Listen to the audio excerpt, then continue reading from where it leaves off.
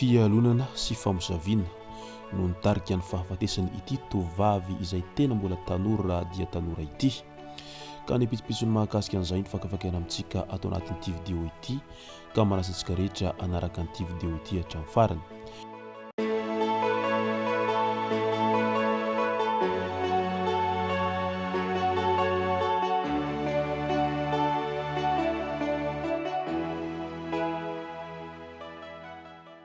Ny tonga tsy miarahaba hono namantesitra ka dia faly miarahaba isika rehetra mpanaraka sy tabaka an'ity chaîne ity tenako amin'ity androandroany ity. Arakan'izay efa natsipiko zay dia ny mahakasika fialonana sy famosaviana no tena iompanantsika ato anatin'ny ity vidéo ity. Raha eo amin'ny resaka famosaviana izay dia azo lazaina fa tompon-daka isika malagasy ao anatin'ny izany rehetra izany, satria matetika rehefa hitady zavatra mahasoa na ihany koa rehefa mandeha amin'ireny mpahay ireny ka mitady fahasoavana sy ny maro isan-karazany dia ela vao mivaly izany. Misy moa dia tsy mivaly akory izay fangataham-pahasoavana izay ao anatin'ny izany rehetra izany. Nefa ny mahagaga rehefa mitady zavatra ratsy na ihany koa mitady hamingana ny hafa na hamosavy ny hafa dia vetivety kely dia mandaitra ilay fanafody gasy sy ny fanafody ratsy, ary izay indrindra no mahatonga ny fanafody gasy lasa ratsy endrika foana efa hatramin'ny ela ka mandraka tiany androany. Tadidio anefa fa tsy ny fanafody gasy no ratsy fa ny fomba fampiasana azy no matetika mahatonga an'izay fa ratsy ny endrika ny fanafody gasy izay, satria hoentin'ireo tsy matatody any amin'ny zavatra ratsy izany fanafody gasy izany. Nefa misy amin'izy ireny dia tena mba mahasitrana ihany ary misy dia tena mahavita fahagagana mihitsiny ao anatin'izay fitsaboana aretina maro isan-karazany izay amin'ny alalan'ny fomba nentim-paharazana. Fa ny sasany kosa dia hoentina hamosaviana sy hamingana ny hafa izay fampiasany fanafody gasy izay ka lasa maharatsy endrika an'izay resaka fanafody gasy izay.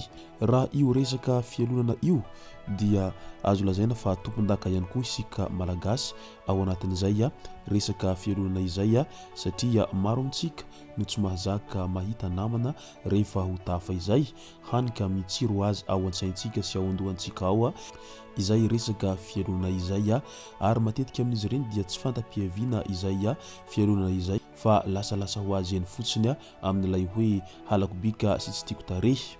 Misy moa ny sasany dia tena mpinamana be tany am-piantohana nefa dia lasa mifamahavalo aty aoriana noho ny tsy fahazakana an'izay fiovana sy fivoaran'ny namana izay no mahatonga an'izany rehetra izany. Eny mety niaraka anareo tany am-piantohana tamin'ilay hoe samy tsy manana tao anatin'ilay hoe samy sahirana, fa io moa zany toy ny hoe omby indray mandry dia tsy voatery indray mifoha, ka mety misy sy ny iray aminareo tsy maintsy lasa tafatafa mialohan'ny fotoana foana ao anatin'izany rehetra izany. Fa tsy midika rehefa tafa ny namanao dia inanao fa halahelo sy hialona azy ao anatin'izay fiainana izay ka hiteraka famosaviana sy faminganana maro isan-karazana izay. Tsy tokony ho zay no atao fa rehefa tafa ny namanao dia inamany foana izy ary tohany hatramin'ny farany izy ao anatin'izany rehetra izany, sao dia mba omeny tsosikevitra ihany koa ianao amin'ny fomba rehetra ahatafanao any aoriana any. Fa matetika lasa miteraka fialonana foana izay rehefa mahita namana tafa izay, ka tsy mety izany, ary izany rehetra izany no lasa miteraka sy mampitsira an'ilay hoe famosaviana etsiroa izay matetika fanaontsika malagasy moa izany rehetra izany, ka tokony mba hovaina ilay toetsaina amin'izay hoe tsy fahazakana namana rehefa tafatafa izay fa lasa miteraka an'izay famosaviana araky ny voalaza izay izany rehetra izany. Maro amin'ny olona no maty vokatry ny famosaviana ary vokatry ny fialonana sy ny maro hafa izay, fa tsy mba maty an'ilay hoe voajanahary na ihany koa maty noho ny fahanterana, fa maty noho ny rehetraky ny sasany no mahatonga an'ireo olona sasany izay maty tampoka araky ny reny hitantsika ireny. Eny misy amin'izy ireny aza dia tena mbola tanora dia tanora, nefa nohon'izay hetraketraky ny tsy matahodody izay dia maty izy ireo ao anatin'izay resaka fialonana sy famosaviana maro isan-karazany izay. tahaka ny seho tany full point zao dia tovovavy iray izay nodimandry rehefa niady tamin'ny aretina mafy nandritra ny 2 taona araky ny voalaza trany. Voalaza fa mosavy noho ny fialonana no nahafaty an'ity tovovavy ity. Tranga niseho tao full point moa izy ity.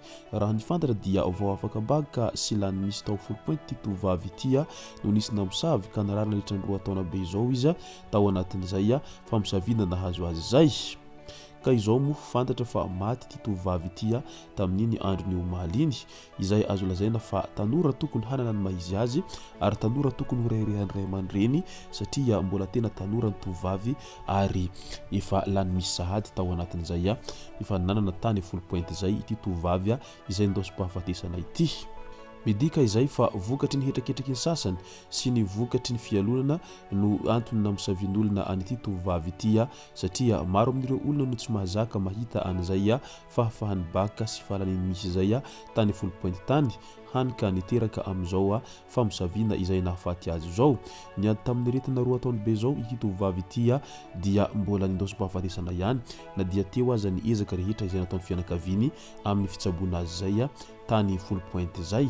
Tena mahavaky fo sy mampalahelo ilay toe-tsaina amin'izay hoe tsy mahazaka namana tavatava izay. Raha maty ve ny olona izay amsavinao dia hifindra aminao ve izany fahasoavany izany?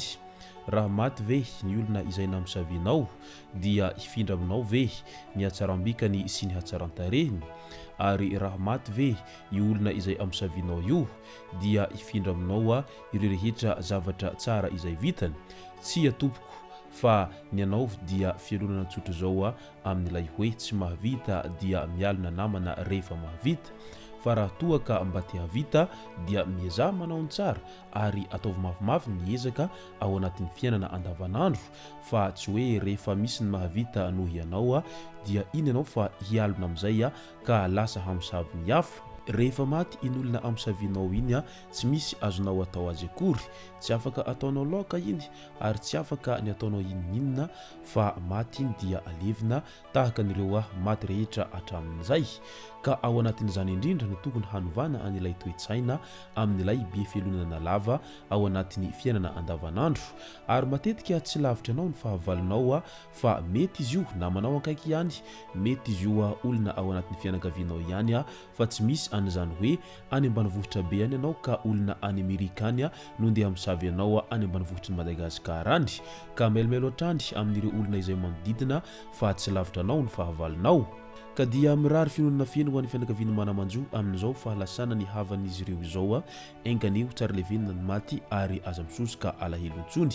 Izay zay no masaka azona roso tao anatin'ity video ity tompoko lasy tompoko vavy misaorantsika rehetra nanaraka an'ity video ity hatramin'ny farany. Aza dino ny milaiky ny video antsika ary tsarovy hatrany ny miabone amin'ny chaîne antsika mba ahafahanareo manaraka tsy tapaka ny video zay lefa nahito sanandro. Tompoko lasy tompoko vavy mankasitraka dia mirary soa.